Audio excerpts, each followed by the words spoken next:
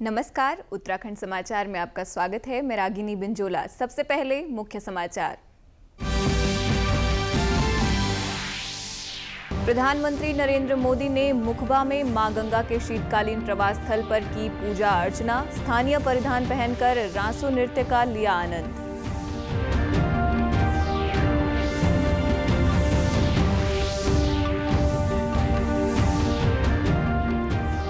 राज्य में घाम तापो पर्यटन को बढ़ावा देने का पीएम मोदी ने किया आह्वान। कहा, साल में 365 दिन उत्तराखंड में पर्यटन चलता रहे।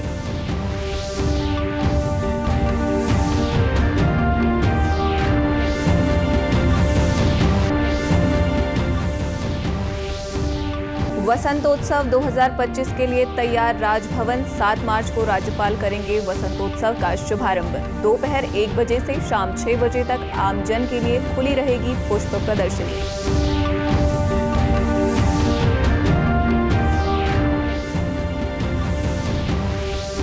वनाग्नि नियंत्रण के लिए राज्य भर में तैयारियां तेज। टिहरी में वन विभाग के अधिकारियों ने वनाग्नि रोकथाम से जुड़ी तैयारियों का किया निरीक्षण। पौड़ी में बनाई गई वन बंधु समितियां।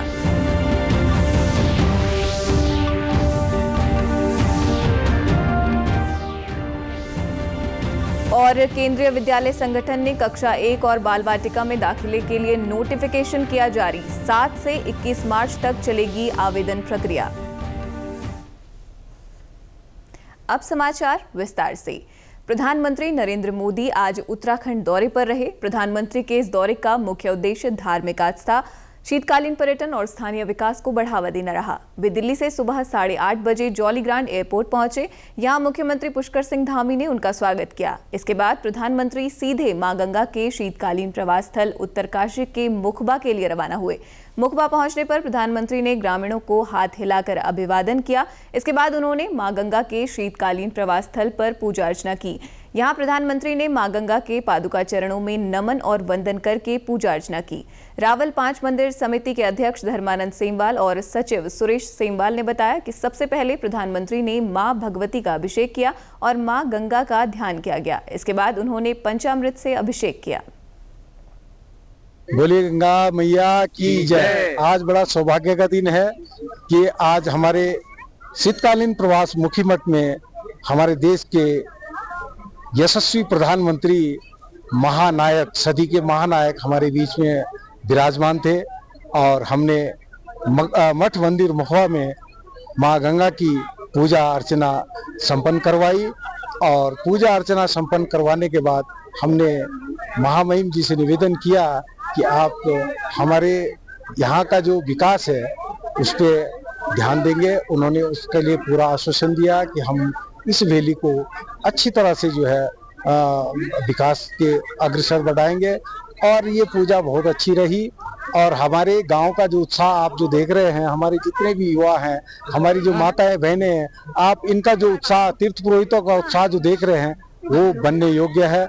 और आज हम भी धन्य है और माननीय प्रधानमंत्री जी भी मां गंगा के शीतकालीन प्रवास में आकर के धन्य अपने को महसूस करते हुए गए हैं। हर हर गंगे, जय मां गंगे। हमारा परम सौभाग्य है कि हिमालय के परम पवित्र उपत्यका में अवस्थित मुख्य मठ, जहाँ मां गंगा का शीतकालीन प्रवास है, शीतकालीन यात्रा को विस्तारित करने के लिए, जन जन तक इसका महत्व को समझाने के लिए हमारे देश के यशस्वी प्रधानमंत्री सुनाम धन्य नरेंद्र भाई दामोदर दास मोदी जी के पावन चरण इस पावन धरती पे पड़े, ये धरती और पावन हो गई है। हमने सांगोपांग विधि से वेद मंत्रोच्चार के साथ उनका सविधि पूजन अर्चन संपन्न किया और मानव मात्र के कल्याण के लिए प्रार्थना की कि सर्वे भवन्तु सुखिनः, सर्वे सन्तु निरामया, सर्वे भद्राणि पश्यन्तु, मां कश्चित् भाग्येत। यहाँ की प्राकृतिक सुंदरता को माननीय मोदी जी ने अपने स्वनेत्रों से निहारा है और वो यहाँ की नैसर्गिक सुंदरता को देखकर अभिभूत हो गए। और जिसको कहते हैं कि गिरा नयन अनयन बिंबाणी, जिन नेत्रों ने सुंदरता को देखा है, प्राकृतिक सौंदर्य को, हिमालय हिमाच्छादित पर्वत श्रृंखलाएं हैं, मां गंगा कलकल निनादिनी मां गंगा और ये प्राचीन ग्राम मुखीमठ और मां गंगा का परम वैभवशाली स्थान समेश्वर महाराज, नरसिंह देवता और तमाम जो यहाँ के देवी देवता हैं, सबने आज मोदी जी को उनका पहले स्वागत किया और उसके बाद बड़े भाव से आशीर्वाद दिया कि उनका जो पराक्रम है, उनका जो वैभव है, उनके अंदर जो महामानव के गुण हैं, ये मानव मात्र के कल्याण के लिए काम आए। इन्हीं कामनाओं के साथ हम मोदी जी को और आप सभी को पुनः पुनः शुभकामनाएं अर्पित करते हैं। गंगा मैया की जय। पूजा अर्चना के बाद प्रधानमंत्री को चांदी का कलश गंगा जल के साथ भेंट किया गया। पूजा संपन्न होने के बाद प्रधानमंत्री ने पहाड़ी परिधान पहने। प्रधानमंत्री भेड़ की ऊन से बनी बादामी और स्लेटी रंग की भेंडी यानी कोट पहने नजर आए, जो इस क्षेत्र का स्थानीय परिधान है। इसके साथ ही उन्होंने ब्रह्मकमल और तिरंगे और लाल रंग की पट्टी लगी हुई पहाड़ी टोपी पहनी। प्रधानमंत्री ने मंदिर के प्रांगण में मुखवा गांव के निवासियों से उनका हालचाल जाना और महिलाओं के रासु नृत्य का भी आनंद लिया। इसके बाद प्रधानमंत्री ने व्यू पॉइंट का रुख किया। यहां से उन्होंने श्रीकंठ, नैना पर्वत आदि पर्वतों को देखा और जनता का अभिवादन करते हुए खुशी जाहिर की। उत्तराखंड में शीतकालीन पर्यटन को प्रोत्साहन देने के लिए प्रधानमंत्री नरेंद्र मोदी आज उत्तरकाशी जिले के दौरे पर रहे। उन्होंने गंगोत्री धाम के शीतकालीन गद्दी स्थल मुखबा में पूजा अर्चना की। इसके बाद हरसिल में जनसभा को संबोधित किया और फिर दिल्ली लौट गए। इस दौरान उन्होंने उत्तराखंड को लेकर कई अहम बातें कहीं। पीएम मोदी ने कहा कि ये दशक उत्तराखंड का दशक होगा। डबल इंजन की सरकार राज्य के विकास के लिए कार्य कर रही है। उत्तराखंड को विकसित बनाना केंद्र सरकार की प्रतिबद्धता में शामिल है। प्रधानमंत्री ने केदारनाथ रोपवे प्रोजेक्ट को बुधवार को मंजूरी देने का जिक्र किया और कहा कि इस रोपवे प्रोजेक्ट से पैदल मार्ग की कठिनाई की जगह श्रद्धालु महज आधे घंटे में केदारनाथ मंदिर पहुंच जाएंगे। इन परियोजनाओं से राज्य के सीमावर्ती गांवों को भी पर्यटन का लाभ मिलेगा। सीमांत गांवों तक कनेक्टिविटी बेहतर होगी। उत्तराखंड को विकसित राज्य बनाने के लिए हमारी डबल इंजन सरकार मिलकर काम कर रही है। 4 धाम ऑल वेदर रोड, आधुनिक एक्सप्रेसवे, राज्य में रेलवे, विमान और हेलीकॉप्टर सेवाओं का विस्तार 10 वर्षों में उत्तराखंड में तेजी से विकास हुआ है। अभी कल ही उत्तराखंड के लिए केंद्र सरकार ने बहुत बड़े निर्णय लिए हैं। कल केंद्रीय कैबिनेट ने केदारनाथ रोपवे प्रोजेक्ट और हेमकुंड रोपवे प्रोजेक्ट को मंजूरी दे दी है। पर्यटन को लेकर प्रधानमंत्री मोदी ने कहा कि राज्य में अब कोई सीजन ऑफ सीजन न हो, हर सीजन में टूरिज्म ऑन रहना चाहिए। इससे स्थानीय लोगों को पर्यटन से साल भर रोजगार मिलेगा। कि उत्तराखंड में कोई भी सीजन हो, कोई भी सीजन ऑफ सीजन ना हो, हर सीजन में टूरिज्म ऑन रहे। अब ऑफ नहीं, ऑन का जमाना।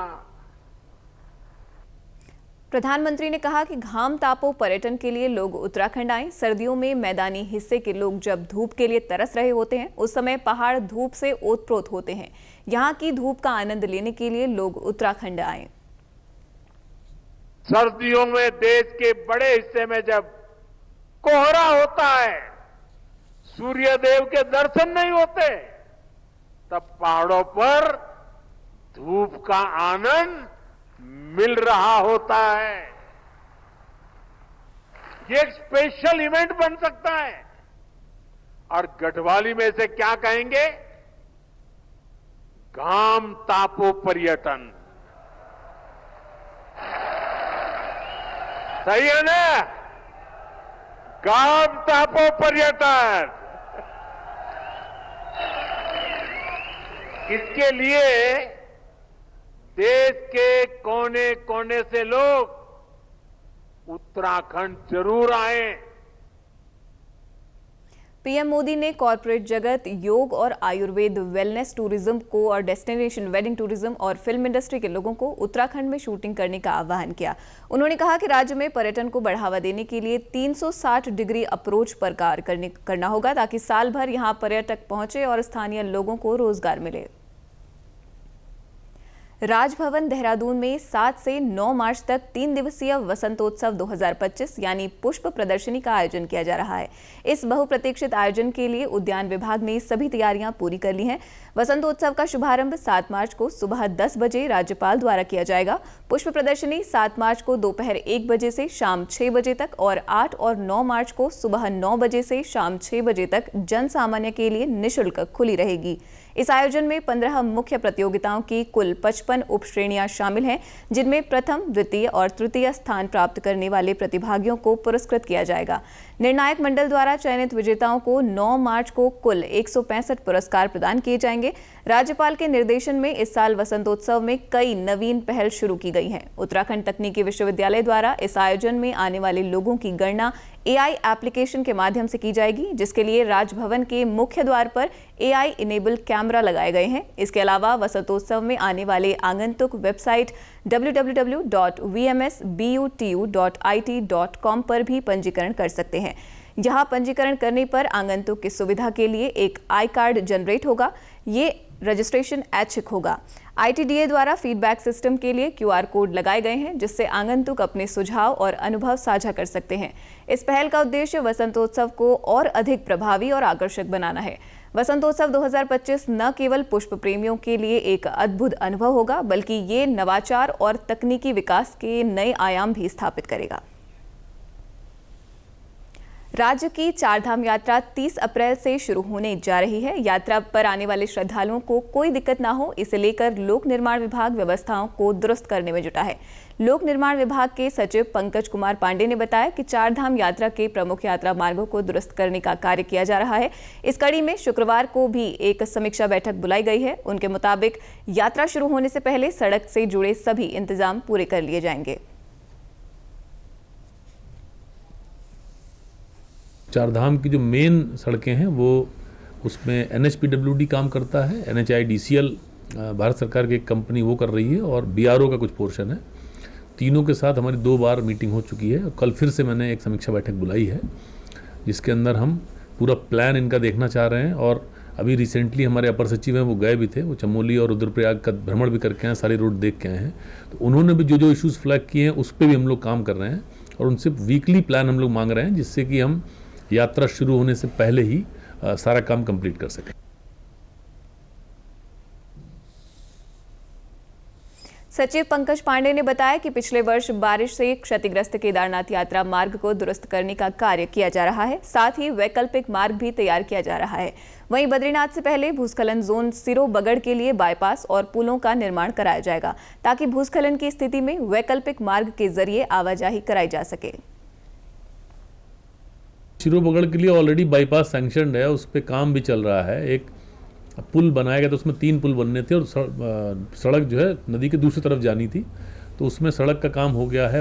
एक पुल बना था, उसमें कुछ टेक्निकल इश्यूज आ गए थे, तो उसके क्रम में जांच होके वो फाइनल अप्रूव कर दिया गया है। अब इमीडिएटली उस पर काम चालू कराया जा रहा है कि जो दूसरे 2 पुल और बचे हैं उसमें 3 में से उसको कंप्लीट किया जाए और जो उधर का सड़क है वो किया जाए, तो वो एक परमानेंट सोल्यूशन है। इसके अलावा सिरो बगड़ के ऊपर से एक रोड जाती है जो अभी हमारी विलेज रोड है, डुंगरी पंथ खांती खाल रोड, तो उसका भी एक एस्टिमेट हमने मंगवाया था। उसको अगर थोड़ा चौड़ा और कर सकते हैं तो उसको भी हम लोग कंसीडर कर रहे हैं। तो हमारे पास 2 ऑप्शन होंगे, जिससे कि पब्लिक अगर सिरो बगड़ में कोई व्यवधान होता है तो पब्लिक को हम लोग वहाँ से निकाल सकते हैं।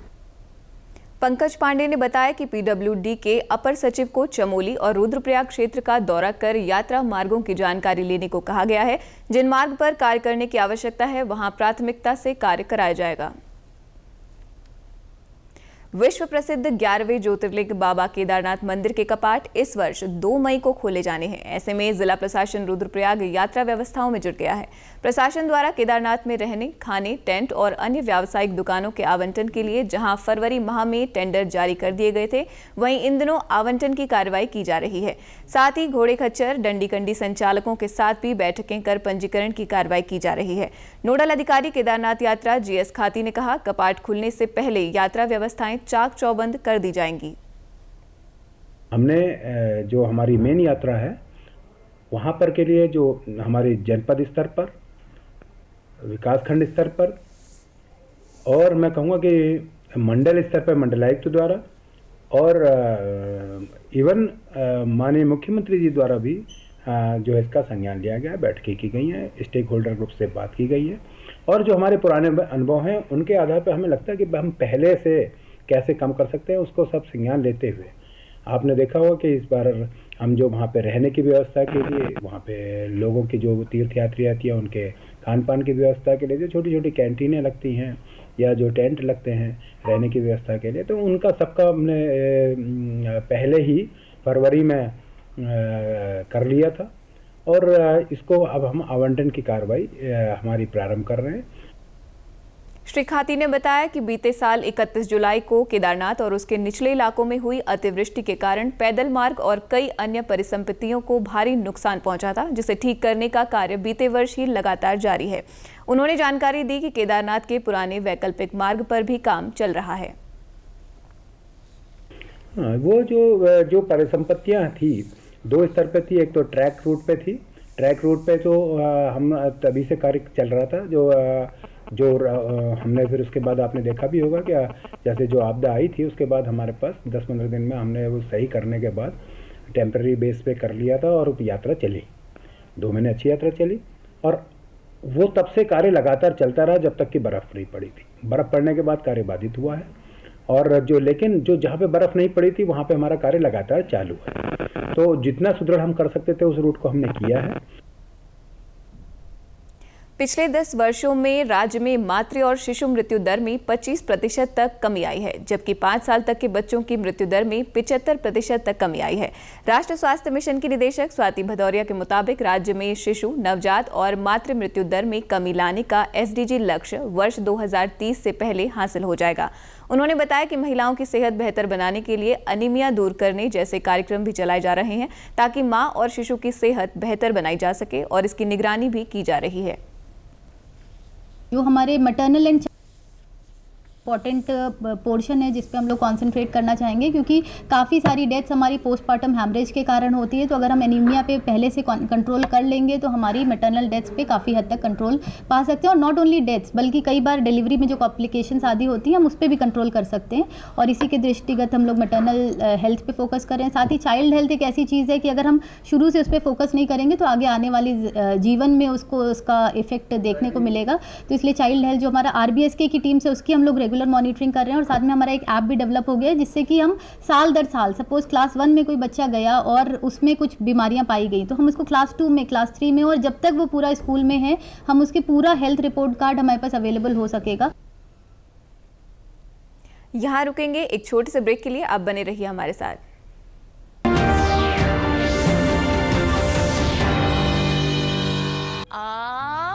Good girl.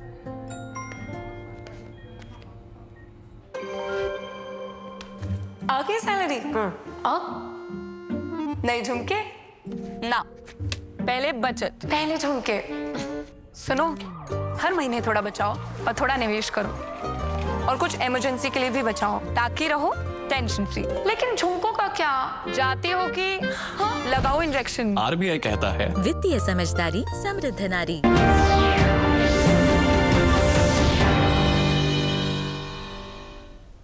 ब्रेक के बाद एक बार फिर आपका स्वागत है।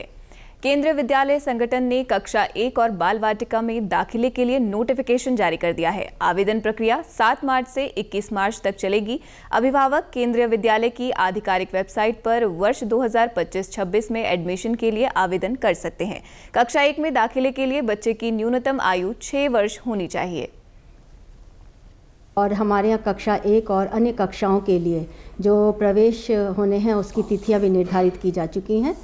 जैसा कि आप सब जानते ही हैं कि पूर्व में भी कक्षा 1 के जो हमारे प्रवेश हैं वो ऑनलाइन पोर्टल के माध्यम से होते हैं, तो इस बार भी कक्षा 1 में प्रवेश ऑनलाइन पोर्टल के माध्यम से ही हो रहे हैं और कल यानी कि 7 तारीख से ये ऑनलाइन पोर्टल ओपन हो जाएगा और 21 तारीख तक ये जो है प्रवेश संबंधी आप आवेदन इसमें कर सकते हैं। इसी के साथ साथ आप जैसा कि हमारे विद्यालयों में, कई विद्यालयों में बाल वाटिका 3 भी पिछले साल प्रारंभ हुई थी, तो उसमें अभी तक तो ऑफलाइन माध्यम से प्रवेश किए जाते थे, लेकिन इस बार बाल वाटिका 3 में भी जो प्रवेश है वो ऑनलाइन माध्यम से किए जाएंगे और उसके लिए भी एक पोर्टल निर्धारित किया गया है, जिसकी जानकारी आपको केंद्रीय विद्यालय संगठन के या विद्यालयों की वेबसाइट से प्राप्त हो सकती है। होली का त्योहार नजदीक आते ही जहां एक ओर मिलावटखोर सक्रिय हो जाते हैं तो वहीं दूसरी ओर खाद्य सुरक्षा विभाग इन मिलावटखोरों पर नकेल कस रहा है। हरिद्वार में खाद्य सुरक्षा विभाग ने नगर निगम के साथ संयुक्त रूप से आज बस स्टैंड से हर की पैड़ी तक अभियान चलाकर होटल, रेस्टोरेंट, मिठाई की दुकानों और खाने पीने के सामान की दुकानों पर छापेमारी की।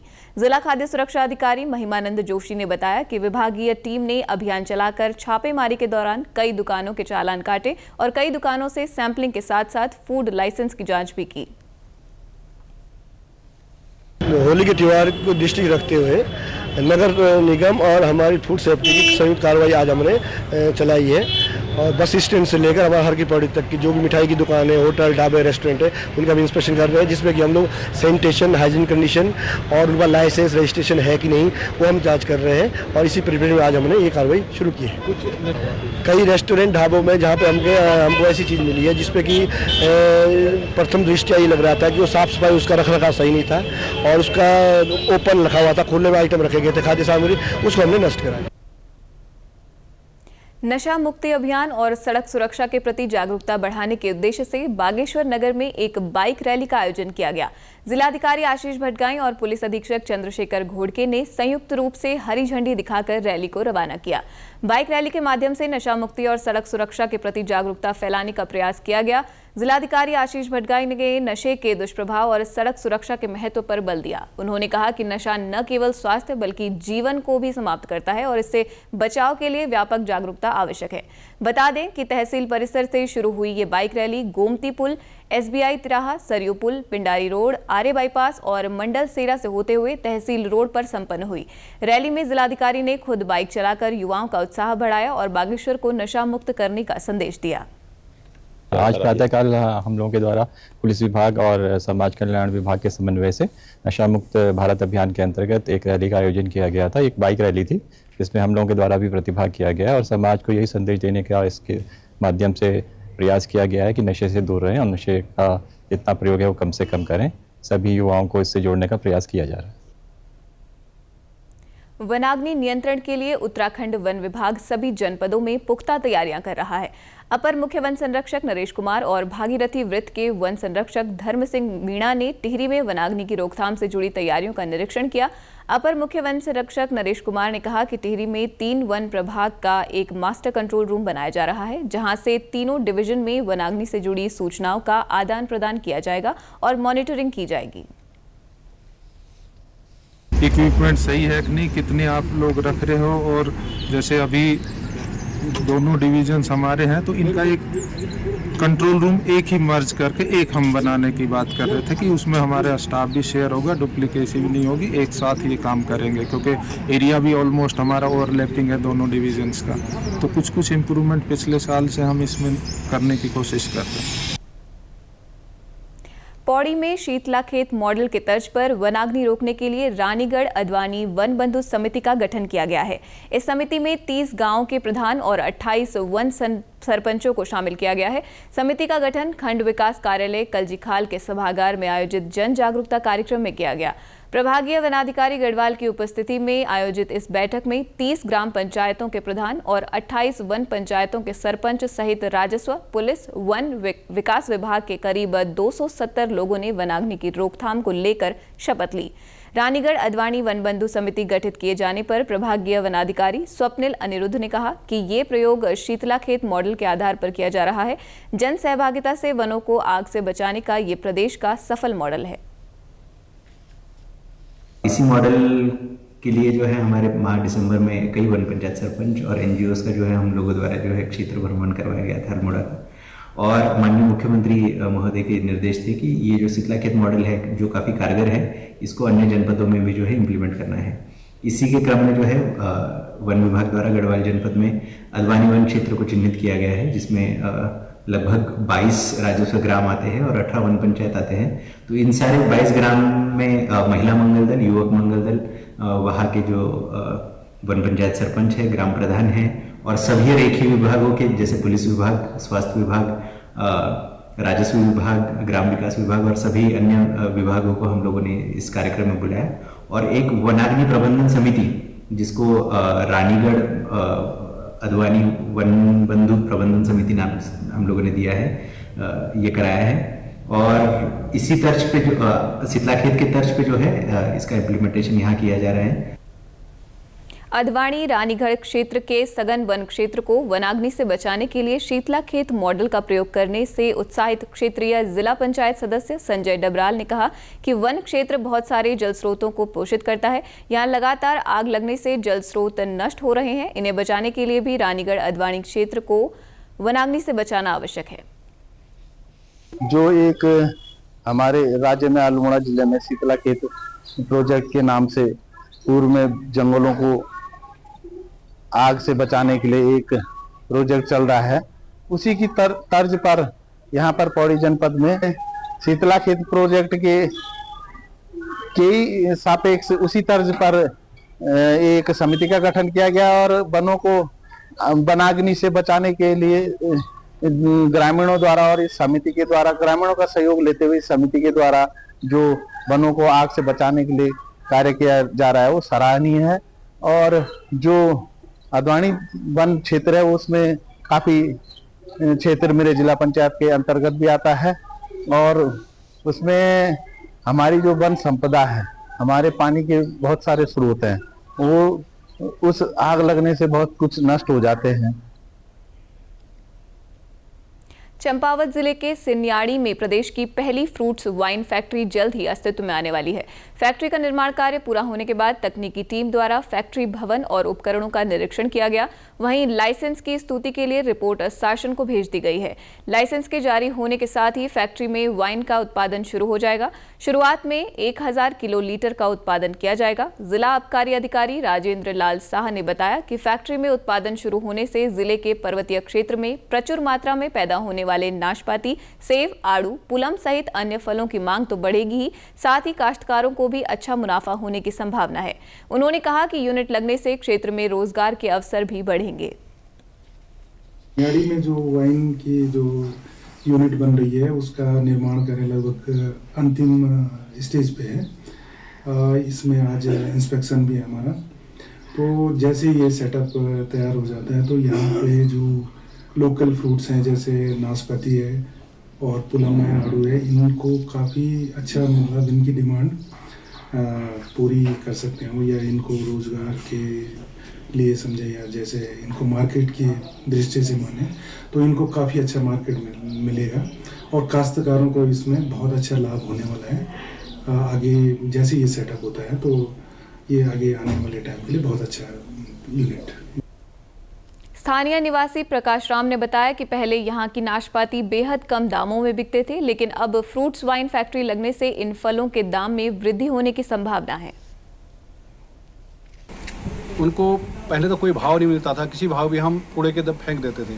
उससे हमारे क्षेत्र को फलों के भाव अच्छे मिलेंगे और हमारे जो बेरोजगार युवा लड़के हैं हमारे बाहर जा रहे हैं उन्हें यहाँ रोजगार मिलेगा। जो ये बियर फैक्ट्री खुली है फ्रूट बियर, इससे हमारे क्षेत्र को काफ़ी बेनिफिट होगा सर। इसी के साथ प्रादेशिक समाचार का ये बुलेटिन यहीं पर समाप्त हुआ। नमस्कार।